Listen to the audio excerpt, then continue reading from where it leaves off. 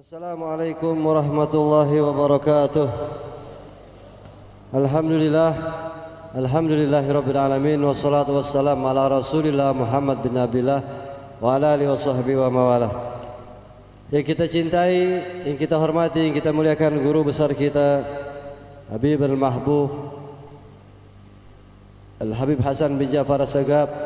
Semoga Allah jaga beliau, Allah berikan sehat, afiat, panjang umur, berkah dunia sampai akhirat.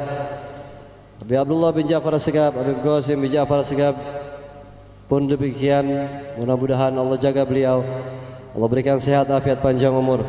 Habib Reza, Habib Mahdi, Habib Ahmad, Al-Khina Mahbub, Habib Abu Bakar, dan juga para habaib yang lainnya, juga para asatidzah, Ustaz Muhyiddin, Ustaz Nur, Ustaz Wahyudi, dan semua yang hadir, guru-guru kita. Mudah-mudahan beliau-beliau Allah berikan sehat, afiat, panjang umur, berkah dunia sampai akhirat. Amin ya rabbal alamin. Hadirin sekalian, kita hadir pada malam ini, mudah-mudahan semua yang di dalam, yang di luar, yang mendengar, yang streaming, Allah berikan kita keberkahan dunia sampai akhirat, dijaga oleh Allah Subhanahu wa taala, sehat, afiat, panjang umur. Malam ini kita masih di bulan Safar yang insyaallah 5 hari lagi kita masuk di bulan kelahiran junjungan Nabi kita Muhammad sallallahu alaihi wasallam.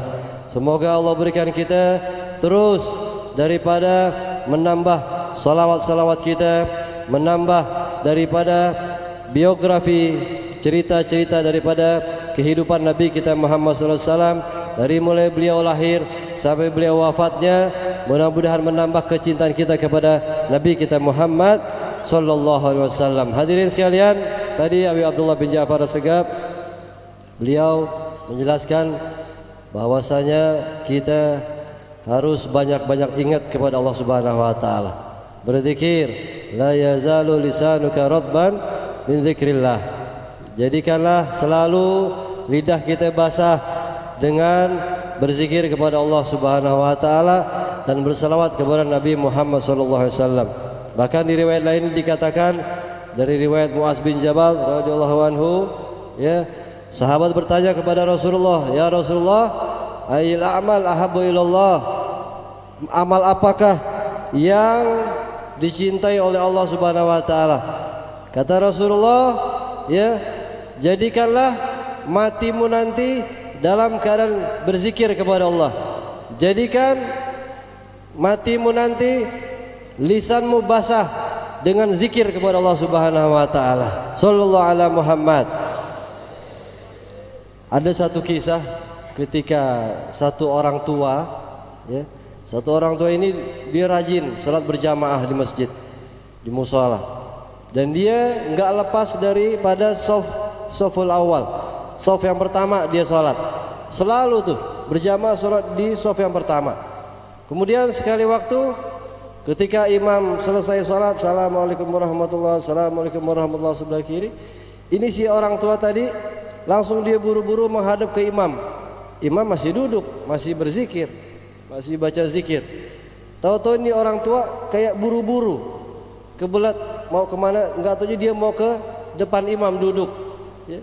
Itu duduknya si orang tua berdekatan sampai dengkulnya tuh rapet nempel sama si imam tadi, imam salat.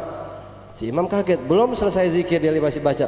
Kata si orang tua tadi, "Wahai imam, ajarkan kepada saya amalan yang bisa memasukkan saya ke dalam surga Allah taala. Ajarkan saya amal yang bermanfaat yang bisa masukkan saya ke dalam surga." Kata si imam, qala Rasulullah sallallahu alaihi wasallam, bersabda Nabi Muhammad sallallahu alaihi wasallam, kalimatan habibatan ilar rahman, khafifatan 'alal lisan, thaqilatan fil mizan, subhanallah wa bihamdi, subhanallahil azim. Kata si orang tadi, ulang-ulang, imam ulang lagi. Si imam ulang lagi. Qala Rasulullah sallallahu alaihi wasallam, kalimatan habibatan ilar rahman, khafifatan 'alal lisan, thaqilatan fil mizan, subhanallah wa bihamdi, subhanallahil azim. Dua kalimat yang dicintai ame Allah gampang disebut di lisan kita, tapi berat di timbangan Allah di hari kiamat. Apa itu? Subhanallah wa bihamdi, subhanallahil azim. Ya, ingat kan nih? Ini masih fokus ya kira-kira nih? Ya, lapar apa bagaimana? Kedinginan? Enggak. Qala Rasul sallallahu alaihi wasallam, kalimatan habibatan ilar rahman, khafifatan 'alal lisan, thaqilatan fil mizan, subhanallah wa bihamdi, subhanallahil azim. Dua. Ini saya cerita begini, Bib, ingat Habib Mustafa bin Ja'far itu sering bawain hadis Nabi kita Muhammad SAW. Dan saya berasa malam ini Habib Mustafa hadir di tengah-tengah kita. Sallallahu alaihi Muhammad. Habib Mustafa bin Ja'far As-Sagab, Allah yarhamu, sering bawa ini hadis. Kemudian cerita singkat, si orang tua tadi dia pulang ke rumah, sampai rumah dia kasih tahu kepada keluarganya.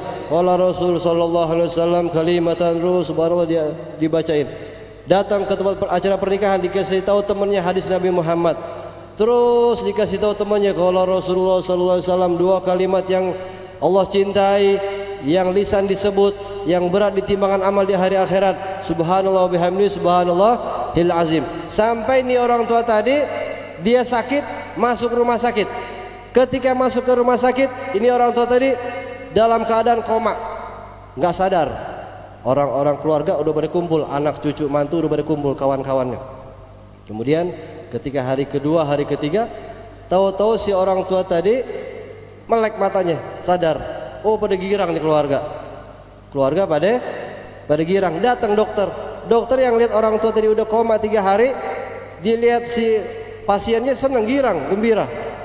Apa kata si orang tua tadi? Ya dokter, qala Rasulullah sallallahu alaihi wasallam, kalimatan habibatan ilar rahman, habibatan ilar rahman, khafifatan 'alal lisan, thaqilatan fil mizan, subhanallah wa bihamdi, subhanallahil azim. Kata si dokter, apaan sih? Enggak ngerti katanya. Diulang-ulang sampai si dokter hafal satu hadis Nabi Muhammad SAW. Baca zikirnya subhanallah wa bihamdi, subhanallahil azim. Baru dia ketika bilang begitu, si kakek tadi, orang tua tadi meninggal. Inna lillahi wa inna ilaihi raji'un. Jadi kalau kita mau mati husnul khotimah, mau kita hidup bahagia, mau kita lisan berzikir, dari sekarang kita biasain. Kalau kita mau masuk dalam kubur husnul khotimah, dari sekarang kita biasain. Kalau kebiasaan kita ngomongin orang, mengadu domba, menghina orang, mencaci maki orang, nanti wali'udzubillah ketika meninggal mulut kita jadi terkunci, tidak bisa berzikir kepada Allah Subhanahu wa taala. Mudah-mudahan Allah selalu senantiasa menjadikan lisan kita berzikir kepada Allah, berselawat kepada Nabi Muhammad SAW, sampai ketika kita meninggal kita mengucap kalimat la ilaha illallah Muhammadur Rasulullah Rabbi fanfa'na bi barakatihim wahdina husna bi hurmatihim wa amidna fi tariqatihim wa mu'afatihim min fitani wa la minkum. Assalamualaikum warahmatullahi wabarakatuh.